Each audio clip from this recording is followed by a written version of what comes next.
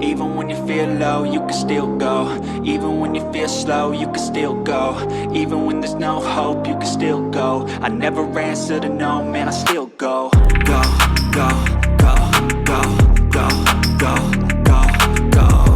Hello guys! It's me again, Krong TV, at sa video ito pag-uusapan natin ang mga nakakapanabik na pangyayari patungkol sa ating paboritong manga at anime series na One Piece. Sa video ito pag-uusapan natin kung bakit nga ba takot si Kizaru kay Ben Beckman. Si Borsalino o mas kilala sa alias na Kizaru ay isang admiral na Marines. So matapos ngang mag-resign ni Aokiji at ma-promote naman si Akainu, si Kizaru na lamang ang natirang admiral sa tatlong ito. Una nga siyang na-mention ni Nico Robin during Straw Hat's initial encounter kay Aokiji. Dahil sa mga actions na ginawa ni Kizaru, siya ay kinonsidered bilang secondary antagonist ng Sabaudi Archipelago arc at isa nga sa mga major antagonist sa Marineford arc. Bilang isang admiral, Kizaru ranks second or pangalawa kay Fleet Admiral Sakazuki, formerly Sengoku sa Marines na may hawak ng kapangyarihan sa libu-libong personnel na siya namang pinalitan ni Akainu. Ang kanyang authority ay nangangailangan ng commanding fleets, pagkakaroon ng sway sa overall strategy ng headquarters at issuing special purpose orders katulad na lamang ng blaster calls to destroy any islands. As a combatant, si Kizaru ay kasama nga or isa nga sa strongest character na ipinakita sa story at ang kanyang dalawang admiral peers being crowned the world government's greatest military force. Ang presensya ni Kizaru ay sapat na upang nga mag-cause ng mass panic sa Sabaudi Archipelago na siyang nagtulak sa mga pirata, kabilang na dito ang karamihan nga sa mga supernova na nandoon sa panahon na yon na tumakas. Habang si Kizaru ay nasa isla na, natalo niya ang sinasabing apat sa supernova na sina Basil Hawkins, Orog, X-Drake at Scratchman Apo with minimal effort lamang. Matapos nito, sumabak naman si Kizaru sa isang one-on-one sword combat with an old silver Rayleigh, ang dating right hand of the Pirate King.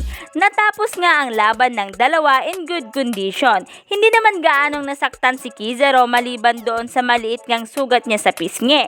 Bukod sa nabanggit ko, si Kizaru din ay nagtataglay ng immense physical prowess kung saan ang kanyang raw strength ay sapat na upang nga makipagpalitan ng equal blow with the Elder. Overall, kung mapapansin, ang kakayahan ni Kizaru ay parang halos ay walang makakatalo sa kanya. Pero bakit pagdating kay Ben Beckman ay takot siya o hindi niya nilalabanan? Although sabihin na natin na may mga tao din na sinasabi ngang na kinakatakutan niya o yung sinasabi ngang nagpakita ng takot dito. Pero nagawa pa rin niya itong kalabanin, katulad na lamang ni Silver Rayleigh. Pero bakit pagdating dito kay Ben Beckman ay hindi niya ito kinakalaban? Bagkos si Ben Beckman pa nga ang pumipigil sa kanya. Kung mapapansin, every time nagagawa ng pag-atake si Kizaru at kapag tinutukan na nga siya ng baril ni Ben ay agad-agad itong tumitigil. So bakit kaya ganon? Ano kaya ang pwedeng dahilan o maaaring dahilan kung bakit nga ganito ito? Kaya naman sa video ito pag-uusapan natin yan. So magsasabi nga ako ng mga maaaring dahilan kung bakit nga kaya ganito. Pero bago nga yan, sa mga hindi po nakakakilala, si Ben Beckman ay first crew ng Red Hair Pirates. Siya rin ay right-hand man ni Chunks. Sinasabing si Ben Beckman ay the most genius person sa East Blue. Pero bukod nga dyan, kung mapapansin, si Ben Beckman ay parang may something sa kanya. Ito yung something na nagiging dahilan kung bakit nga ba ang isa nga sa Marine Admirals na si Kizaru ay mistulan niyang takot sa kanya kapag tinutukan na niya ito ng baril.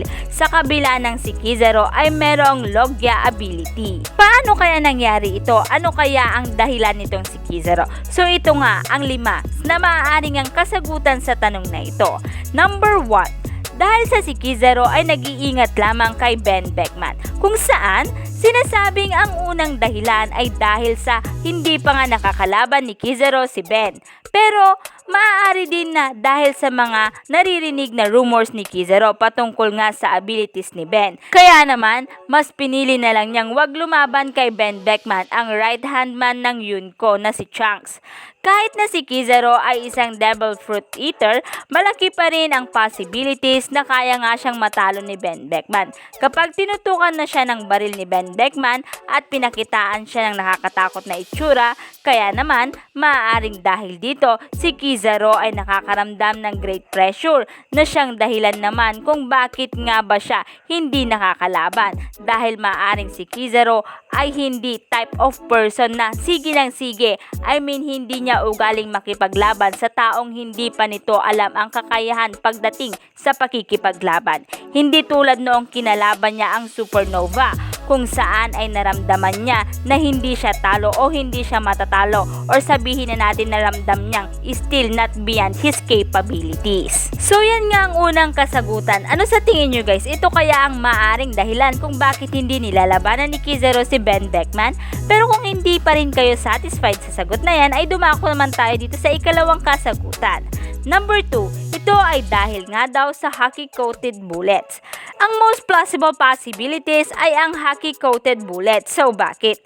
Although immune sa physical attack, si Kizaru pa rin ay hindi nga immune sa hockey. So maaaring ang kinakatakutan ni Kizaru kay Ben Beckman ay marahil ang bullet ni Ben Beckman ay coated with hockey, na kapag pinaputukan siya nito ay mahihit ang katawan ni Kizaru. Pansin nyo naman na every time na tinututukan si Kizaru ni Ben Beckman ay napapatigil nga siya. Kilala si Ben Beckman as a shooter who fight without using his bullets. Sa isang episode, nakita natin na tinapos nga ni Ben Beckman ang mga bandits with just a tip of its rifle. Ni isang bala ay hindi pinapotok ni Ben. Marahil ay gagamitin lamang niya ang kanyang bullets kapag siya ay nakaharap na ng malakas na kalaban. So yan nga ang ikalawang kasagutan. Dumako naman tayo dito sa ikatlong kasagutan. Number 3, dahil maaaring si Ben Beckman daw ay mayroong devil fruit power. Ang isa sa maaaring rason ay dahil marahil si Ben ay nagtataglay ng devil fruit power. Dahil sa ngayon, si Chunks, ang kanyang crew at ang kanilang kapangyarihan ay still misteryoso pa rin. Kaya naman maaaring hindi din natin alam na baka sila ay kumain din ng devil fruit, na maaaring isa nga si Ben Beckman dito. Isa siya sa devil fruit user among the rest of the crew. Kaya naman maaaring alam ito ni Kizaru. Alam ni Kizaru ang ability niya at pinili na lamang niya na huwag kalabanin si Ben. So kung totoo man ito, sure akong napakalakas ang taglay na devil fruit ni Ben, na kung saan ang isang ang admiral class fighter ay natatakot sa kanya. Ano sa tingin nyo guys? Totoo kaya ito? Maari kayang ito ang dahilan? So dumako naman tayo dito sa ikaapat na dahilan. Number 4, ito ay dahil sa ayaw ni Kizaru na makalaban o magkaroon ng laban sa pagitan nila at ng red hair pirate, one of the Yunko. So nakita nga natin kung gaano kalakas o kung anong uri ng kapangyarihan meron ang Yunko when it took the whole of the marine power to subdue Whitebeard. So ibig sabihin, kapag nangyari ito, makikipagdigma sila kay Chunks at maaaring marami ang magiging casualties. Number 5, dahil sa ang bullets ni Ben Beckman ay maaaring gawa sa Kairoseki, kung saan ang ibig sabihin nito ay sea stone. Kung matatandaan, ang mga devil fruit holder ay mahina laban sa sea stone. So meaning, takot si Kizaru kapag tinutukan siya ng baril ni Ben Beckman dahil sa ito ay gawa sa sea stone na kanyang kahinaan. So yan nga guys ang maaaring kasagutan sa tanong na yan. Nililinaw ko po ang mga ito ay teorya lamang po. Nasa sa inyo po yan kung maniniwala po kayo o hindi. So kung mayroon kayong teorya patungkol dito, i-comment nyo lang ang inyong kasagutan sa ating comment box. At dito na nga nagtatapos ang video ito. Any comment and suggestion, just comment down below. Thank you!